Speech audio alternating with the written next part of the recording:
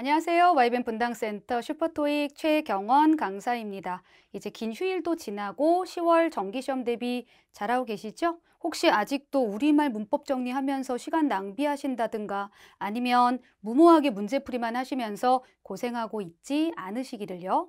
토익 시험은 영어 시험이잖아요. 그러면 영어 문장을 영어답게 구조 파악도 빠르게 할 수 있어야 되고요. 내용 이해도 정확하게 하실 수 있는 능력이 필요합니다. 자, 오늘 이 시간 저는 초단기 고득점을 위한 신박한 준동사 정리를 한번 해볼 거고요. 그리고 ETS 예상 문제집에 있는 일부 문제들로 연습도 한번 시켜봐 드릴게요. 근데 준비물이 있어요. 우리가 알고 있는 많은 타동사들 중에서 목적어가 독특한 애들이 있죠. 혹시라도 목적어가 투부정사나 동명사로 쓰일 수 있는 타동사들, 아니면은 어떤 단어들은 꽁지가 ing로 끝나는 명사가 있기도 하고요. 또 단어의 끝이 ing나 ed로 끝나는 형용사가 있기도 하죠. 자, 이런 독특한 단어들은 미리 준비하시는 게 좋을 것 같아요. 자, 그럼 이제 준동사들의 모양부터 살펴보겠습니다. 여러분들은 투부정사 얘기하면 뭐 생각나세요? 제일 먼저 생각나는 거 있잖아요. 명사적 용법, 형용사적 용법, 부사적 용법. 자, 시험에서는 이런 용법을 묻는 게 아니에요. 이 자리에 투부정사를 쓸 수 있는지, 또 이 문장 속에 동명사를 쓴다면 걔가 정답으로 선택되는 핵심 포인트가 뭔지를 묻는 거죠. 준동사들은 동사가 변형된 형태들이에요. 그러니까 동사가 가지고 있는 기본 성질, 동사의 성질을 분명히 갖고 있지만 실제로 문장 속 자리에 따라서 얘를 어떻게 볼 것인지, 그리고 적용 포인트가 달라진다는 걸 아셔야 돼요. 저는 좀 간단하게 그렇게 정리를 하는 내용이 아니라 덩어리 두 가지로 한번 모양을 구별해 보려고 해요. 첫 번째가 수식어 덩어리죠. 문장을 만들다 보면, 문장을 읽다 보면 불필요한 덩어리들이 여기저기 등장이 돼요. 이때 수식어 덩어리에 등장하는 준동사들의 모양은 이렇게 등장이 되는데, 첫 번째 게 to send, to be sent예요. 요게 여러분들이 알고 있는 to 부정사라는 이름이 될 거고요. 능동수동이 있죠. 두 번째는 sending, sent, working이라는 모양이 있는데 요게 바로 분사라는 모양이에요. 수식어 덩어리에 이런 형태를 취하고 있는 애들. 자, 여기다가는 제가 능동수동이라는 말을 적용하지 않을 거예요. 이때 사용이 되는 ing, 타동사의 ing는 목적어가 붙으면 되는 거고요. pp라고 하는 분사는 목적어가 오지 않으면 되는 거고요. 모든 자동사들은 ing 분사로 통일했다고 생각해 주시면 돼요. 물론 분사가 사용되는 예가 하나 더 있기는 있죠. 부사절 접속사들 중 일부가 뒤에 주어 동사를 쓰지 않고 간단하게 줄이는 형태로 분사를 쓰기도 해요. 그러니까 실제 분사는 그렇게 두 자리만 생각하셔야 되는 게 맞아요. 자, 그 다음은 중요한 덩어리예요. 중요한 덩어리는 여러분이 알고 있는 주어라든가 타동사의 목적어, 전치사의 목적어, 그리고 보어 자리 같은 게 있을 거고요. 자, 그런 덩어리에 쓸 수 있는 준동사의 모양들은 이렇게 to send라든가 to be sent가 되면 역시 to 부정사가 되는 거고요. 그리고 sending, being sent는 이제 이름이 바뀌어야 되겠죠? 동명사. 자리에 따라서 이름이 바뀐다는 건 그만큼 기능도 조심해야 된다는 얘기고요. 적용 포인트가 달라진다는 거예요. 보시는 것처럼 투부정사, 동명사 두 개 모두 능동수동이 존재해요. 우리가 문제를 풀 때 볼 수 있는 건 영어 단어밖에 없어요. 자리를 확인하고 이 영어 단어를 보고 그 뒤에 뭘 유추할 것인지, 어떤 적용 포인트를 제대로 적용해야 될 것인지를 바로바로 판단해 주시는 일이 무지 중요하다는 얘기예요. 자, 그러면 제가 이렇게 정리한 내용으로 문제를 한번 풀어볼게요. 시작하겠습니다. 자, 문제를 풀 때 제일 중요한 거는 보기부터 보셔야 돼요. 보기를 보니까 하나의 단어가 모양이 바뀌어 있어요. 보통 우리가 자리 문제라고 하거든요. Tours run every day까지 길지 않으니까 끊을게요. 견학이 매일 진행이 됩니다. 그런데 하고 뒤를 보니까 there가 단서예요. there에 대한 패턴이 조금 나와줘야 되잖아요. there가 나오면 보통 뒤에 비동사를 쓰고요. 바로 뒤에다가 진짜 주어 형태로 명사를 붙이는 거. 그러면 있다 없다의 구문이 돼요. 뒤에 내용을 봤더니 ability까지 명사가 하나 존재하니까 의미적으로는 이용 가능성이 있을 수도 있습니다라는 의미가 됐죠. 결론은 진짜 주어 덩어리 속에 명사는 있으니까 명사를 꾸며줘야 되는 자리는 뭐밖에 필요 없다? 형용사예요. 답은 C번이죠. 사실은 ABCD를 볼 때 C번에 있던 limited가 눈에 좀 띄었어야 되기는 해요. 우리가 제한한, 제한된이라는 의미로 많이 사용하는 형용사죠. On weekends, 주말에는 그런 이용 제한이 있을 수도 있습니다. 모든 문장은 처음부터 흐름을 타고 가고 필요한 문장의 패턴이 있다면 그 구조에 맞춰서 덩어리를 확인하셔야 돼요. 지금 답으로 선택된 C는 분사가 아니에요. 형용사라는 점을 기억해 주셔야 돼요. 두 번째 문제를 하나 또 가볼게요. 역시 ABCD를 확인했더니 하나의 단어가 모양이 바뀌어 있어서 자리 결정할까요? please로 시작하는 주절이에요. save, spreadsheets까지 끊을게요. 그러면 요거 저장하십시오. periodically라고 해서 주기적으로 저장해 주십시오. 진짜 문맥상 필요한 주절은 끝난 것 같아요. 바로 뒤에 있는 when이요. 수식어 덩어리죠. 자, 원칙적으로는 우리가 부사절이라고 하는 when 뒤에다가 주어 동사를 완전하게 써야 되지만 이렇게 간단하게 줄이는 형태에도 분사라는 용어를 쓰기는 해요. 자, 그렇게 되면 when updating them까지 끊어서 그것들을 업데이트할 때 다시 to 동사를 달고 있는 형태는 수식어 덩어리로 보셔야 되겠네요. to prevent, 막기 위해서. 일반적으로 수식어 덩어리의 to 부정사는 뭐뭐하기 위해서라는 의미가 많으니까 그러면 계속해서 to 부정사의 동사 성질을 확인해야 되는 거죠.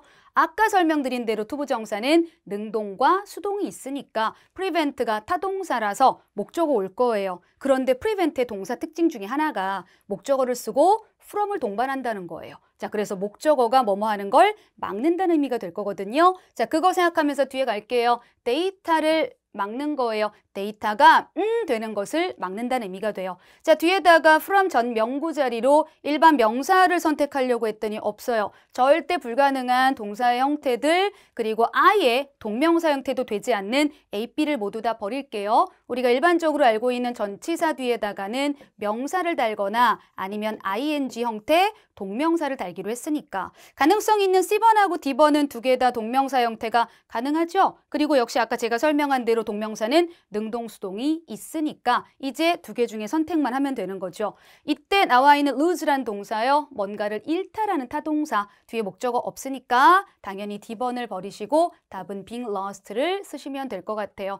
데이터가 손실되는 걸 막으려고 그것들을 업데이트할 때마다 periodically 주기적으로 save라는 의미가 되겠죠. 여러분들은 문장을 그냥 읽어나가면서 읽어가는 대로 덩어리 확인하고 문맥 확인하고 지금처럼 각각의 준동사들의 특징, 답을 찾는 정답의 포인트만 챙겨주시면 돼요. 세 번째 문제를 또 한번 해볼까요? 이번에도 마찬가지네요. ABCD 보니까 하나의 단어가 모양이 바뀌어 있어서 자리 결정 문제예요. 자, 또 끊어보면 please로 시작하는 주절이요. Please be patient. 기다려 주십시오. 주절 잘 끝났고요. as라고 하는 애가 전치사 역할도 있고 또는 부사절 접속사 역할도 있어서 뒤를 좀 잘 보셔야 되는데 뒤에 보니까 IT 디파트먼트 끊고요. works라고 하는 동사가 잘 떨어졌어요. 그러면 IT 부서가 일을 하니까 라는 의미로 as절 속의 모양도 끝. works란 동사가 일형식 자동사니까 뒤에 필요한 게 없단 말이죠. 당연히 다시 빈칸 덩어리부터는 수식어 덩어리 의심하시는 거예요. 자, 수식어 덩어리에 쓸 수 없는 걸 제거를 해야 되겠죠. 대표적으로 동사하고요. 명사는 제거를 해주셔야 돼요. 가끔은 동격 처리를 할 때 우리가 명사를 쓰기는 하지만 일반적인 수식어 덩어리의 첫 단어에는 동사와 명사를 제거해 주시는 거예요. 자, 그렇다면 이 자리에 지금 보이는 요 명사 하나 버려주고요. 동사 형태 있으니까 버릴게요. A번하고 C번에 나와 있는 형태는 우리가 모양만 봐도 답의 가능성은 있다라고 알 수 있다는 거예요. 투부정사니까 분사니까 동명사니까가 아니라 모양을 보고 자리에 쓸 수는 있겠다라고 판단한 거예요. 투에다가 동사 원형 쓰고 있는 투부정사 그리고 C번에 있는 형태는 저렇게 생긴 걸 굳이 여러분들이 좋아하는 이름으로 불러드리면 분사가 되겠죠. 자, 이제 두 가지가 모두 다 수식어 덩어리에 들어갈 거니까 이제 마지막 포인트를 적용시키셔야 돼요. 투부정사요. 능동과 수동이 있다고 했으니까 지금 보이는 restore, 복구하다라는 타동사가 목적을 달고 있어야 될 거예요. 뒤에 보니까 서비스를 복구한다고 해서 가능하겠고요. C번 같은 경우는 우리 분사할 때 모양 자체가 세 가지인 걸로 구별했어요. 타동사인 경우에 목적어 달고 ing 쓰든가 타동사인 경우에 목적어 안 달고 pp를 쓰든가 자동사는 ing로 통일을 하든가 지금은 restore라는 타동사가 pp 모양을 하고 있기 때문에 뒤에 목적어가 와서는 안 되겠죠. 우리는 그냥 단어로 지금 사용되고 있는 자리가 뭐인지도 바로바로 구별이 돼야 된다는 거예요. 계속 갈 거예요. 뒤에 또 수식어 덩어리가 붙었으니까 to your business application이라고 해서 당신의 비즈니스 응용 프로그램에 대한 서비스를 복구하니까 라는 의미가 될 거예요. 자, 또 하나의 문제를 풀어볼게요. 요번에도 ABCD는 역시 하나의 단어가 모양이 바뀌어 있고요. total. 이 단어 되게 중요해요. 명사로도 잘 쓰고 형용사로도 잘 쓰고요. 또 동사일 때는 얘가 타동사가 돼서 보통 뒤에다가 돈액수를 달죠. 총 얼마가 된다라는 의미로 얘는 되게 자주 나오는 단어예요. 자, 내용을 또 확인해 볼까요? 앞에 있는 블라블라라는 고유명사 주어를 끊고요. had signed, 아마 계약을 체결했던 얘기가 나올 것 같아요. several new client contracts까지 계약을 체결했습니다. 주절이 끝.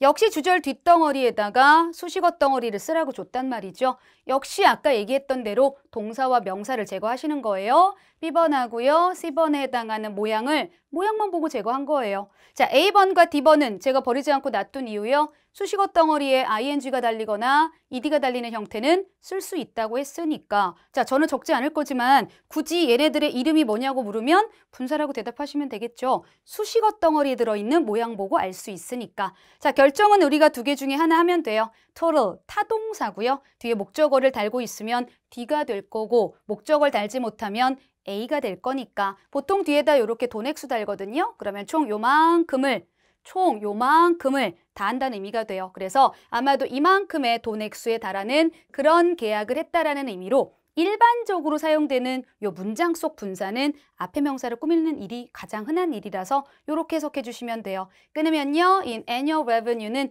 1년 수익이 이 정도 되는 거죠. 그래서 1년 수익이 한 이 정도에 달하는 그런 계약을 체결했다는 의미가 될 거예요. 예쁜 우리말로 다시 정리하시는 게 중요한 게 아니라 문장의 흐름을 타고 가면서 지금 필요한 덩어리가 뭔지 그리고 사용이 가능한 것과 불가능한 것들을 바로바로 오답 제거해 주시고요. 최종적으로 남는 것들 중에서는 적용 포인트를 바로 생각해 주셔야 돼요. 자, 4개의 문제는 좀 비슷한 문제들을 보셨단 말이에요. 이번에는 살짝 다른 형태의 문제를 하나 보여드릴게요.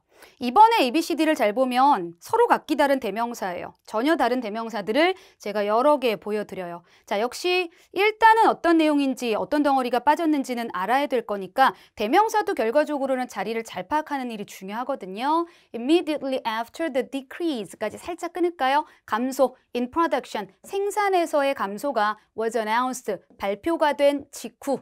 콤마 찍고 주절 들어갈 거예요. Everyone, 모든 사람이 시작했습니다. 자, begin이라는 동사가 지나갈 때 뭔가 번뜩 생각나야 되는 게 있어요. 제가 아까 준비물로 준비하셔야 되는 것들이 있습니다 라고 얘기 드렸던 거 있죠. begin이라는 동사가 자타 겸용으로 모두 사용되긴 하지만 타동사로 사용이 됐을 때는 목적어 자리에다가 동명사도 사용하고요. 투부정사도 사용하는 특징이 있거든요. 아마 라고 뒤를 계속 이어서 뒤를 봤더니 ing 형태가 보였다는 거예요. 저 discussing을 뭘로 봐야 된다? 동명사로 봐야 된다는 거죠. 자, 동명사의 특징이에요. 아까 포인트 잡았던 거 능동, 수동이 있다고 했다. discuss는 당연히 타동사고요. 지금 모양으로는 목적어가 와야 되겠죠. 그리고 목적어 자리에는 how가 등장이 됐어요. 지난 9월 시험 보신 분들은 how가 정답으로 찍히는 문제를 기억하실 것 같은데 how는요. 워낙에 타동사의 목적어 자리에 자주 사용되는 접속사. 일단 how라고 하는 애가 등장이 되면 뒤에다가 주어 동사를 모두 완벽하게 채워주시면 되거든요.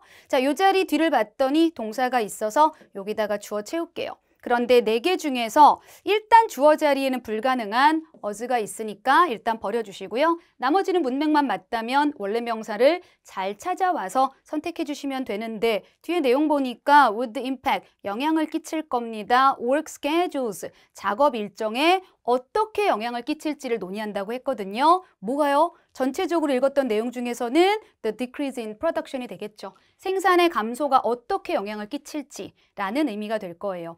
지금은 제가 준동사를 포인트로 맞춰서 이렇게 문제풀이를 하고 있지만 실제 이 부분에 어떤 자리에 구멍이 뚫려도 여러분이 충분히 문제를 맞추실 수 있다는 거예요. 어떤 문장이 됐든 구조를 파악하면서 내용과 문맥은 당연히 절대적으로 따라가셔야 되는 거고요.